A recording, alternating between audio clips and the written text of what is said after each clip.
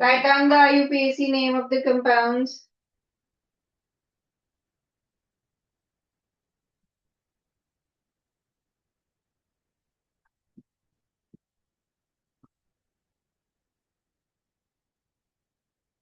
देखो यहाँ पर ये मेन फंक्शनल ग्रुप है और ब्रोमीन यहाँ सब्स्टिट्यूएंट है, तो आप नंबरिंग स्टार्ट करोगे इस कार्बन से, ठीक है। एंड दिस बिकम्स 2 ब्रोमो, और ये नेम कैरी करेगा इस फंक्शनल ग्रुप का। So this is 2 bromo anisole, ठीक है। और अगर यहाँ पर आप करते हो दिस इज 1 2 3 4, ठीक है। और ये थर्ड पोजीशन पे जाके आपका ब्रोमीन सब्स्टिट्यूटेड है, और जब बेंजीन सब्स्टिट्यूएंट की तरह एक्ट करता है हम उसको बोलते हैं फिनाइल। तो ये बन जाएगा 3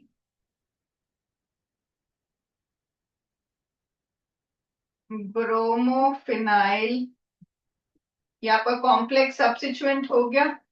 टोटल 4 कार्बन एटम्स हैं, तो ब्यूट सिंगल बॉन्ड है, तो एन और 1 पे है होल, तो butane 1 ol. 3 bromophenyl butane 1 whole.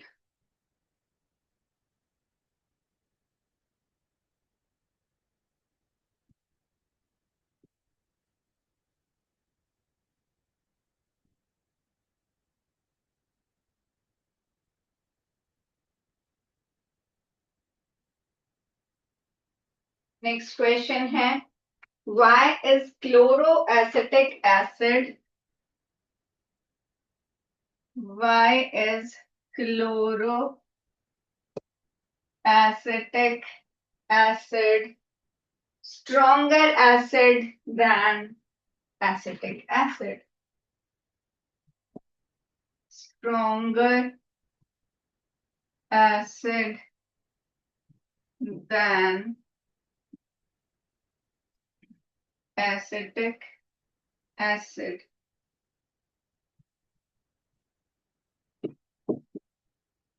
Chloroacetic acid हुआ, इधर इस कार्बन पे Cl लग जाना, ठीक है। और एसिटिक एसिड होता है CH3COOH।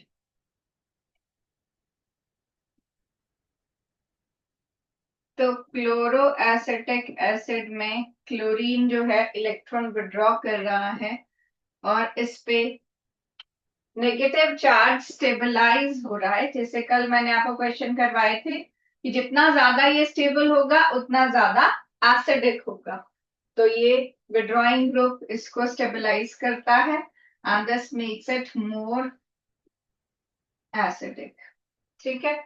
और ये डोनेटिंग ग्रुप है, ये नेगेटिव चार्ज को इधर बढ़ाता है, जिसकी वजह से ये अनस्टेबल होता है and this makes it less acidic.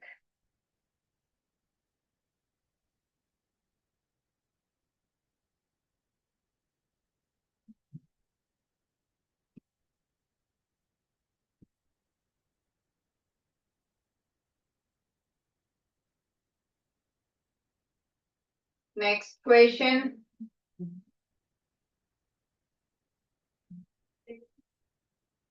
CH3 thrice C negative, CH3 thrice C negative is less stable than CH3 negative, is less stable than CH3 negative. This can be explained on the basis of plus I effect. Again, जैसे कि ऊपर किया, यहाँ पर 3 तरफ से इस carbon पे इलेक्ट्रॉन डोनेट हो रहे हैं, CH3 ग्रुप इलेक्ट्रॉन्स देके इसको मोर नेगेटिव बना रहा है, ठीक है। जिसकी वजह से यहाँ रिपल्शंस हो जाते हैं, बट यहाँ तीनों तरफ H है, So this is more stable. So you can say that greater the number of alkyl groups attached to central atom, greater is the increase in magnitude of negative charge on central atom due to plus I effect. ठीक है, जितने ज्यादा methyl group होंगे उतना ज्यादा negative charge का magnitude बढ़ेगा due two plus I effect and this makes the carbanion less stable.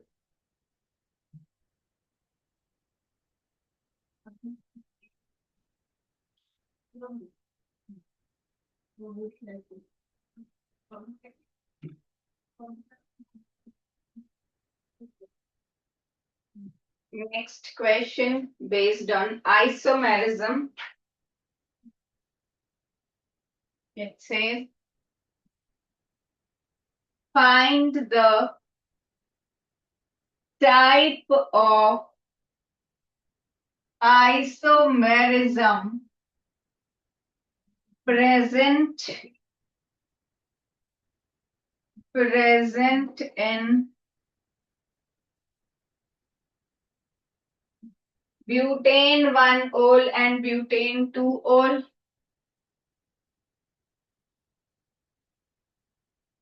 Butane 1-ol and butane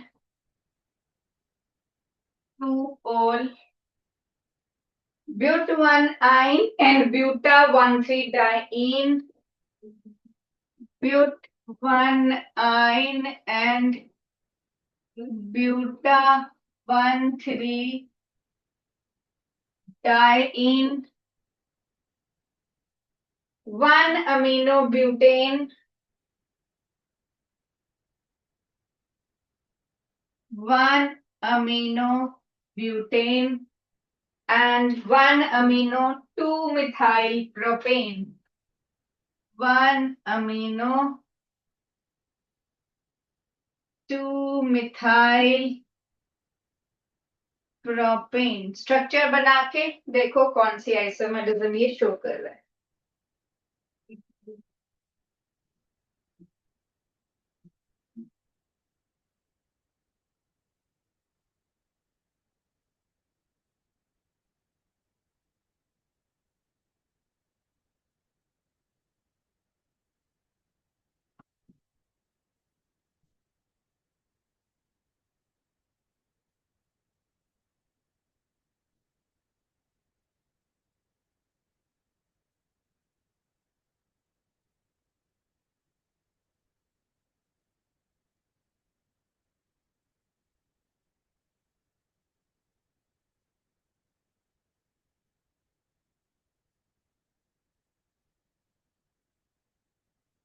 इसका स्ट्रक्चर बनाओ. सबसे पहले ब्यूटेन 1-ol और ब्यूटेन 2-ol है. ठीक है, 1-ol पे इसके ऊपर OH है और 2-ol पे इस कार्बन के ऊपर. तो क्या हुआ, बस इसमें पोजीशन चेंज हो गई OH की. सो इसको बोलते हैं पोजीशन आइसोमर.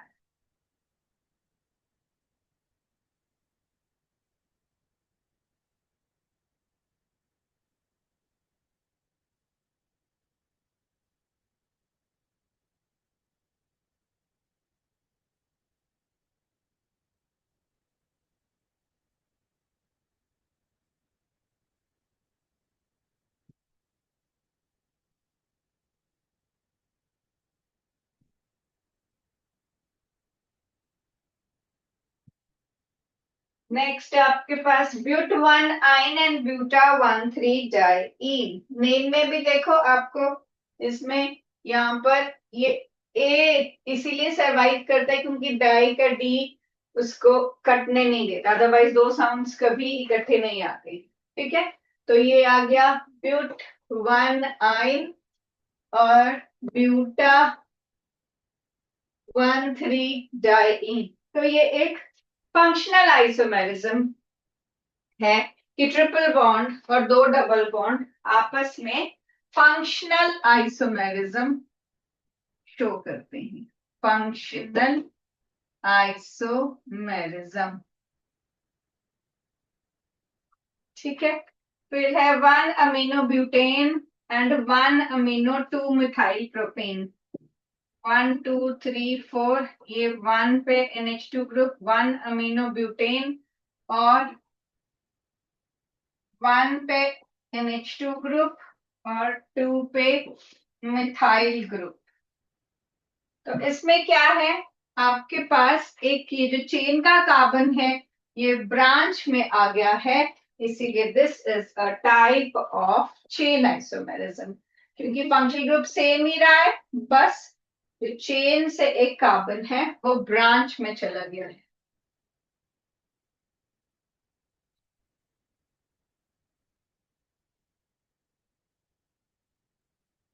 ठीक है,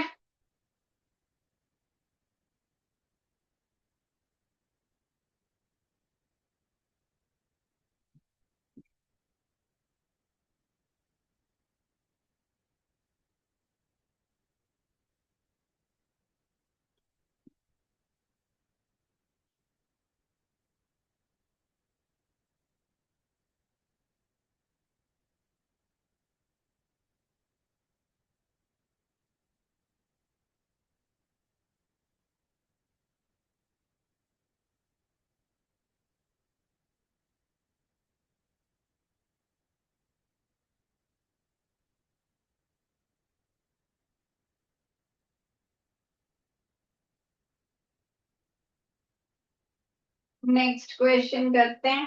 नेक्स्ट क्वेश्चन है,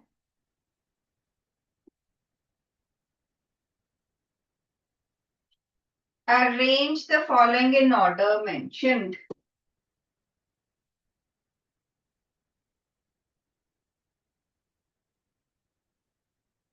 Order of increasing plus item.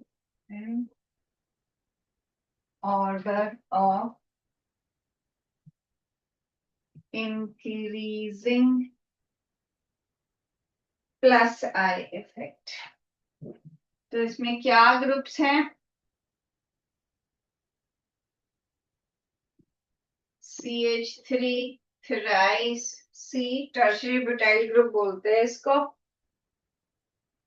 CH3 twice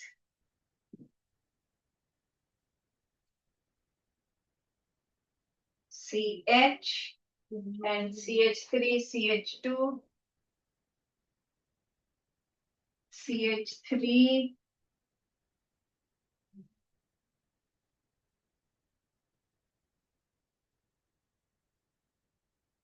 ये फर्स्ट पार्ट है। सेकेंड पार्ट, इसको अरेंज करना है according to decreasing plus I.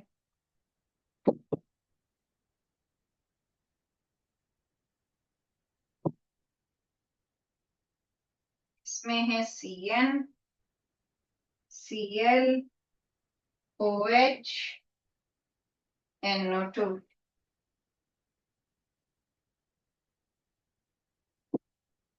Third है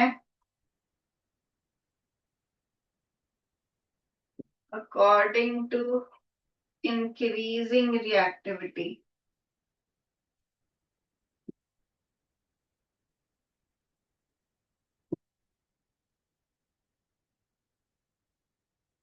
इसमें है CH3 positive CH3 CH2 positive CH3 twice CH and CH3 thrice C positive। और fourth है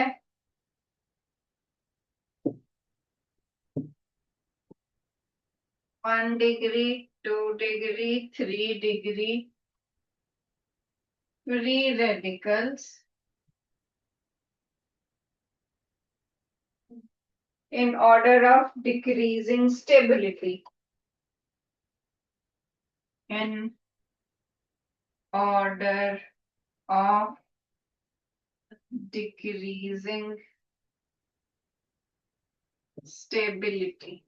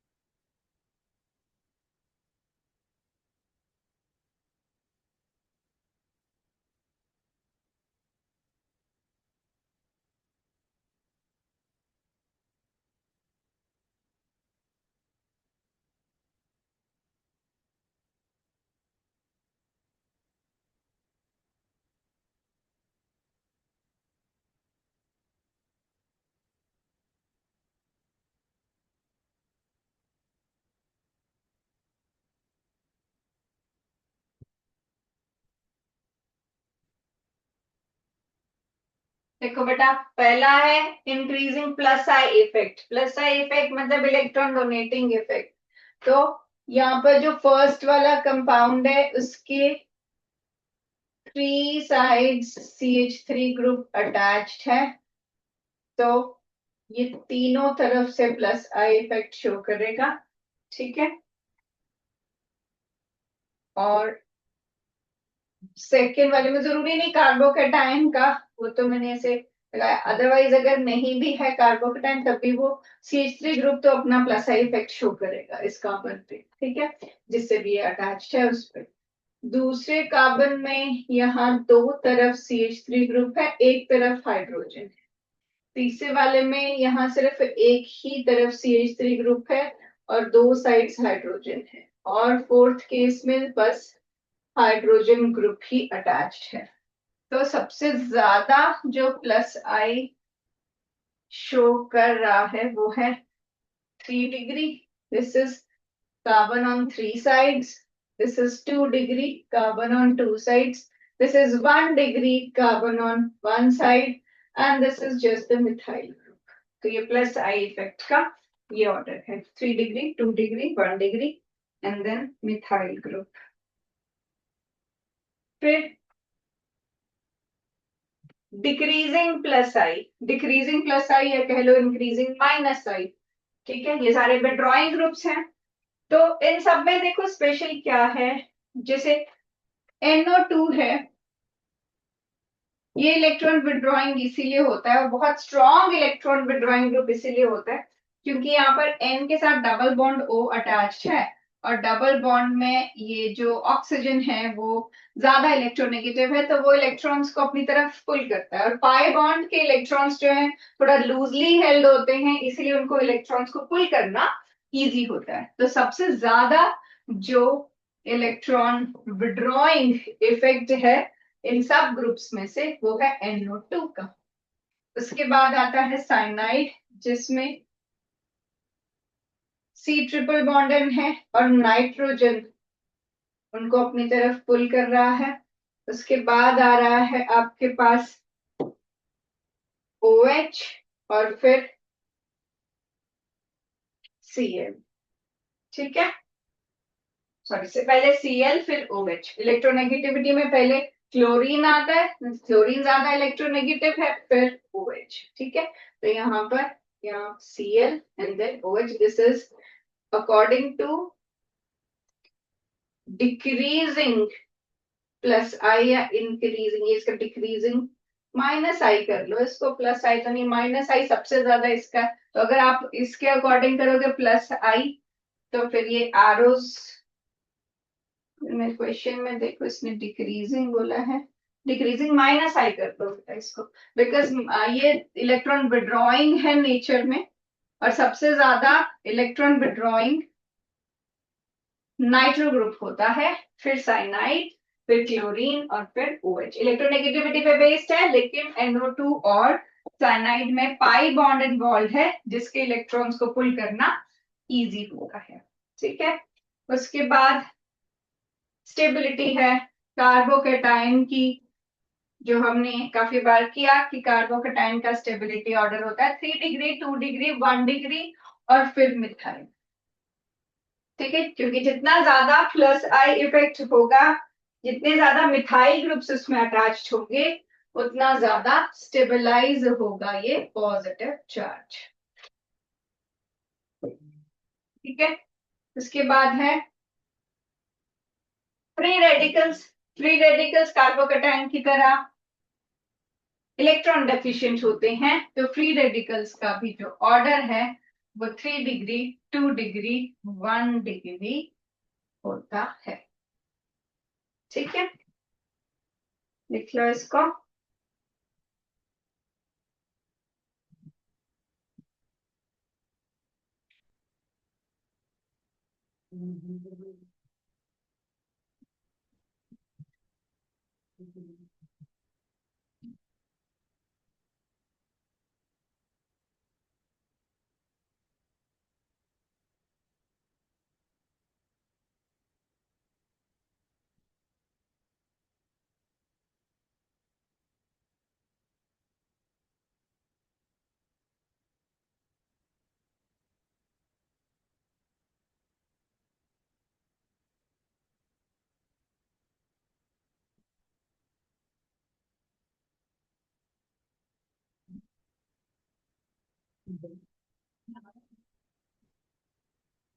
नेक्स्ट सेट ऑफ क्वेश्चन करते हैं।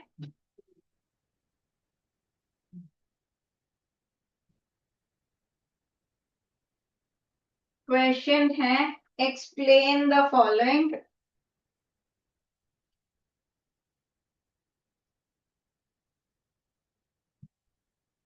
First is plus I effect leads to the development of partial charge. I effects leads to the development of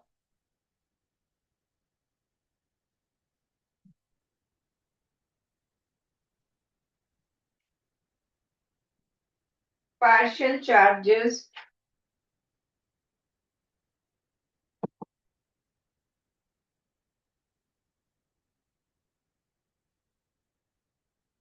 while the E effect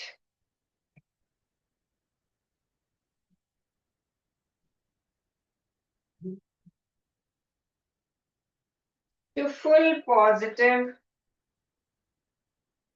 and negative charges.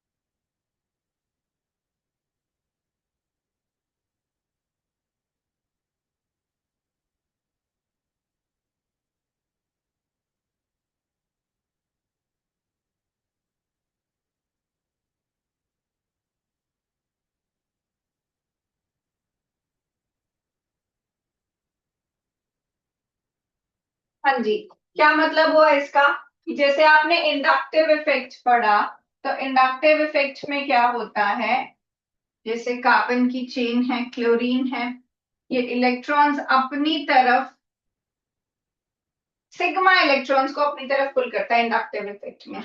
ठीक है, sigma electrons strongly held होते हैं, तो वो इतना easy नहीं होता उनको पुल कर पाना, इसीलिए यहाँ पर slightly negative and slightly positive charge है। तो डेल्टा का साइन हम लगाते जब भी हम इंडक्टिव इफेक्ट की बात करते हैं। लेकिन जब हम इलेक्ट्रोमैग्नेटिक इफेक्ट की बात करते हैं उसमें पाई बॉन्ड शिफ्ट करता है, ठीक है, और पाई बॉन्ड शिफ्ट करेगा जब ऐसे, तो इस कार्बन पे आ जाएगा, इस कार्बन के इलेक्ट्रॉन्स दोनों चले जाएंगे और ये दोनों इलेक्ट्रॉन्स इधर आ जाएंगे, ठीक है, जिसकी वजह से इसके पास कोई इलेक्ट्रॉन्स नहीं रहे तो उस पर पॉजिटिव आ जाएगा, और जिसके पास अभी दोनों इलेक्ट्रॉन्स प्रेजेंट हैं उस पर नेगेटिव आ जाएगा।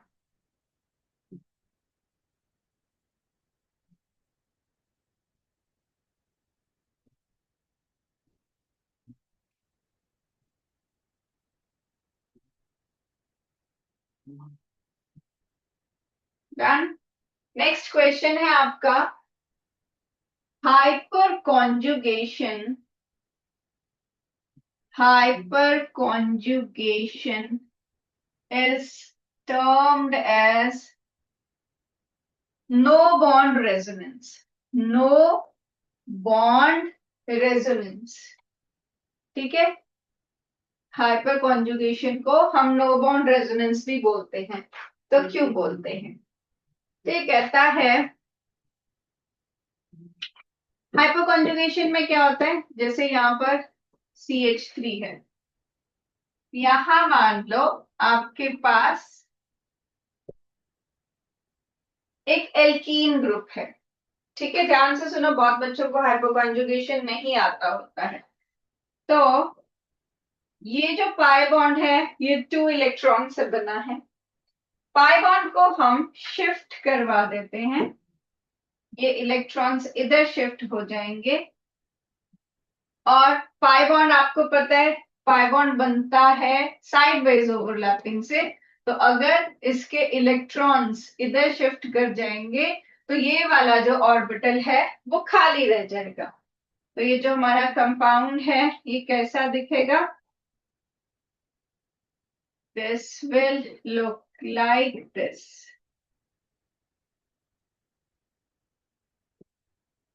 ये वेकेंट ऑर्बिटल और ये दोनों इलेक्ट्रॉन्स इसके पास चले गए, ये H इधर और ये। Now focus on this part, ठीक है, इसमें ये जो कार्बन है इस वक्त इलेक्ट्रॉन डेफिशिएंट है, इसको इलेक्ट्रॉन्स की जरूरत है, तो इसको इलेक्ट्रॉन्स देने कौन आता है, इसके साथ वाला बॉन्ड नहीं आता, क्योंकि सीसी बॉन्ड टूट जाएगा तो कंपाउंड खत्म हो जाएगा। तो इसके दूर वाला कॉन्जुगेशन वाला, ऑल्टरनेट पोजीशन वाला, हाइपर कॉन्जुगेशन, ठीक है, इसके कॉन्जुगेशन में जो CH बॉन्ड है वो एक वैसे सिग्मा बॉन्ड है, सिग्मा बॉन्ड कैसे बनता है, ऐसे ओवरलैप से, ठीक है, इस तरीके के ओवरलैप से,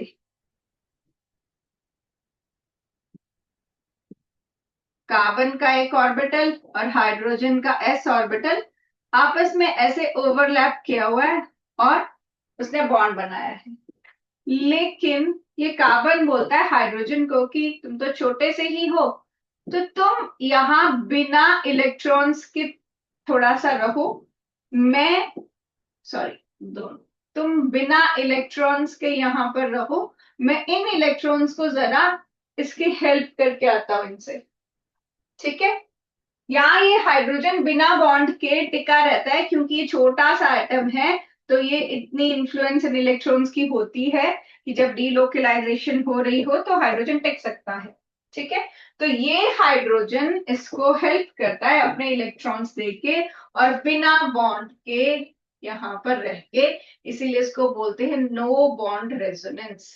और इसको ये वाला सिग्मा नहीं हेल्प करता, इसके कॉन्जुगेशन वाला सिग्मा हेल्प करता है, और इस इफेक्ट को बेकर नाथन ने डिस्कवर किया था, इसीलिए हम इसे बेकर नाथन इफेक्ट भी बोलते हैं, नो बॉन्ड रेजोनेंस भी बोलते हैं, हाइपर कॉन्जुगेशन भी बोलते हैं, ठीक है, तो मतलब जो इलेक्ट्रॉन डेफिशिएंट था उसने साथ वाले कार्बन हाइड्रोजन को बिना बॉन्ड के वहां टिकाकर अपनी इलेक्ट्रॉन डेफिशिएंसी पूरी की। This can happen with the double bond or with the carbocation. Carbocation में भी यही सिचुएशन होती है कि उसके पास एक ऑर्बिटल वेकेंट होता है और उस पर पॉजिटिव चार्ज होता है, तो उसके कॉन्जुगेशन वाला जो एटम है वो उसको इलेक्ट्रॉन्स देता है उसकी डेफिशिएंसी कम करने के लिए। अब जरूरी नहीं है कि यही वाला, सिर्फ ऊपर वाला ही हाइड्रोजन, ये वाला भी हाइड्रोजन ऐसा कर सकता है, ये भी। जितने भी आपके कार्बन के साथ जो इलेक्ट्रॉन डेफिशिएंट कार्बन है उसके साथ वाले कार्बन पे जितने हाइड्रोजन होंगे वो सब उसको हेल्प कर सकते हैं। इसको अल्फा हाइड्रोजन बोलते हैं। ये साथ वाला कार्बन अल्फा हाइड्रोजन होता है। तो अगर आपकी टर्शरी कार्बोकेटाइन है तो आपके पास 9 अल्फा हाइड्रोजन है जो उसको हेल्प कर सकते हैं। अगर आपके पास सेकेंडरी कार्बोकेटाइन है तो 6 अल्फा हाइड्रोजन है। अगर आपकी प्राइमरी कार्बोकेटाइन है तो 3 अल्फा हाइड्रोजन है। इसीलिए 3 to 1 जो हम इंडक्टिव इफेक्ट का ऑर्डर लेते हैं उसका क्या मतलब है? CH3 ग्रुप इलेक्ट्रॉन डोनेट करता है। कैसे करता है CH3 ग्रुप इलेक्ट्रॉन डोनेट? ऐसे करता है, वो अपने हाइड्रोजन को टिका के रखता है कि तुम थोड़ी देर रुको, मैं इलेक्ट्रॉन देके आता हूं। ठीक है, this is the reason that CH3 behaves as electron donating group. अभी तक it could be objected, पर वैसे hyperconjugation is supposed to be the reason for electron donating nature of CH3 group. ठीक है, so you can write that when carbon hydrogen bond is present at the alpha position to an unsaturated system है ये, ठीक है, when carbon hydrogen bond is present at alpha position to an unsaturated system, the sigma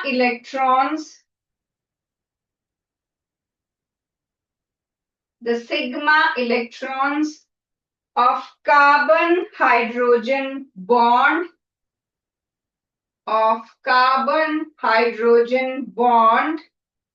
enter into conjugation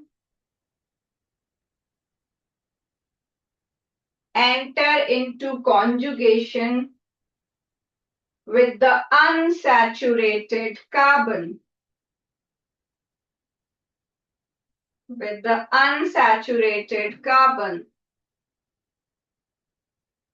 This involves the interaction of sigma bonds of CH with pi electrons